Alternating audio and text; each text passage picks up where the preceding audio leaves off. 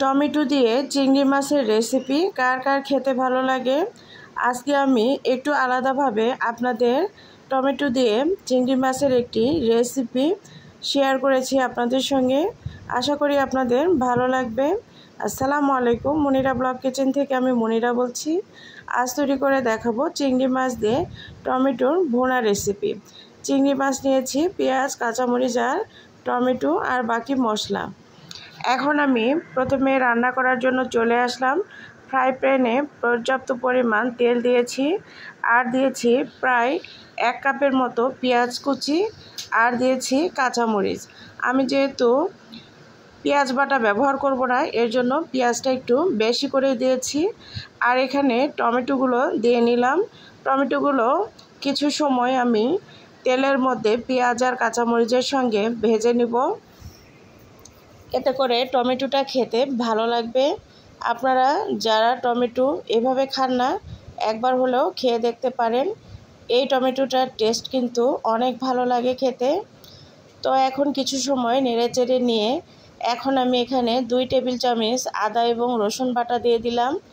আর এখানে দিয়েছি জিরা, সব মিলে একসঙ্গে বাটা ছিল সেগুলোই দিয়েছি। আর দিয়ে দিলাম 1 টেবিল চামচ লবণ, হলুদ দিয়ে দিলাম 1 চামচ। এখন দিয়ে দিচ্ছি এখানে লাল মরিচের গুঁড়া। লাল মরিচের গুঁড়া আমি 1 চামচ দিয়েছি, যেহেতু অনেকগুলো কাঁচামরিচ দিয়েছি এর কারণে 1 চামচ লাল মরিচের গুঁড়া দিয়েছি। দিয়ে এখন সবগুলো মশলাকে ভালোভাবে এভাবে তেলের মধ্যে কষিয়ে নিতে হবে। কিছু সময় তেলের মধ্যে এভাবে কষিয়ে নিলে মশলার ফ্লেভারটা তেমন একটা গন্ধ লাগে না আর খুব ভাজা ভাজা ভাব হয়ে যায়, এটা খেতে অসাধারণ লাগে।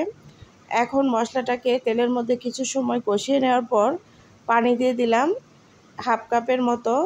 পানি দিয়ে এখন আমি মশলাটাকে আরও ভালোভাবে কষিয়ে নিব।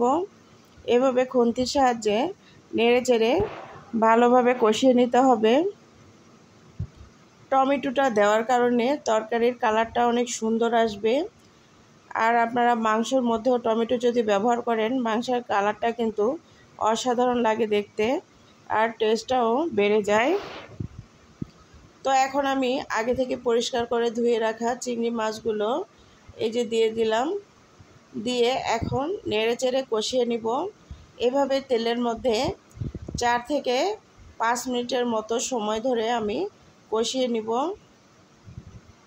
এতে করে চিংড়ি মাছটা যেহেতু ভেজে নেওয়া হয়নি, সেই ভাজার কাজটা এখানে করবে। তো এভাবে আপনারা খেয়ে দেখতে পারেন। চিংড়ি মাছ না ভেজে এভাবে মশলার সঙ্গে কষিয়ে রান্না করবেন, এতে করে আলাদা একটা টেস্ট পাবেন। এটা খেতে অসাধারণ লাগে, একদম মুখে লেগে থাকার মতো। তো এখন এভাবেই নেড়েচেড়ে কষিয়ে নিব 4-5 মিনিট।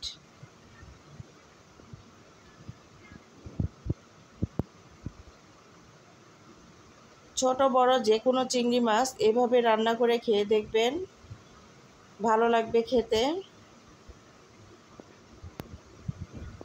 এখানে চাইলে আপনারা ধনিয়ার গুঁড়া ব্যবহার করতে পারেন। ধনিয়ার গুঁড়াটা আমার কাছে ছিল না, যার কারণে ধনিয়ার গুঁড়াটা দিতে পারিনি। তো যাই হোক, এখন ভালোভাবে কষিয়ে নেওয়ার ফলে দেখুন সবগুলো মশলার সঙ্গে কি সুন্দরভাবে মাখো মাখো একটা ভাব চলে এসেছে। তো এখন আমি আরও ভালোভাবে কষিয়ে নেওয়ার জন্য 1/2 কাপের মতো পানি দিয়ে দিলাম। দিয়ে এই পানিটা দিয়েও একটু মাছটাকে ভালোভাবে কষিয়ে নিব।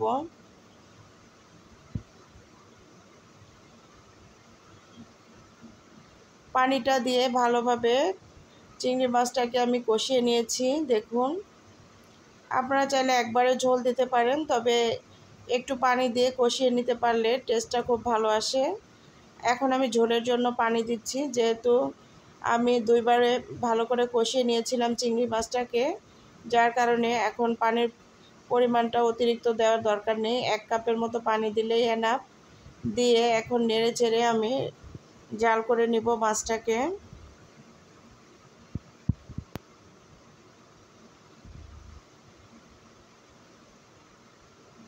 আমি ইচ্ছা করে একটু বেশি নেড়েচেড়ে দিলাম, এতে করে টমেটোগুলো গলতে সাহায্য করবে এর কারণে, আর পেঁয়াজগুলো সুন্দরভাবে ভুনে যাবে। এখানে নামানোর আগে অবশ্যই ভাজা জিরার গুঁড়া দেওয়ার চেষ্টা করবেন, এতে করে টেস্টটা খুব ভালো লাগবে খেতে। চিংড়ি মাছের এই রেসিপিটি একদম রেডি। এখন আমি নামিয়ে ফেলবো। কেমন লাগলো অবশ্যই কমেন্ট করে জানাবেন।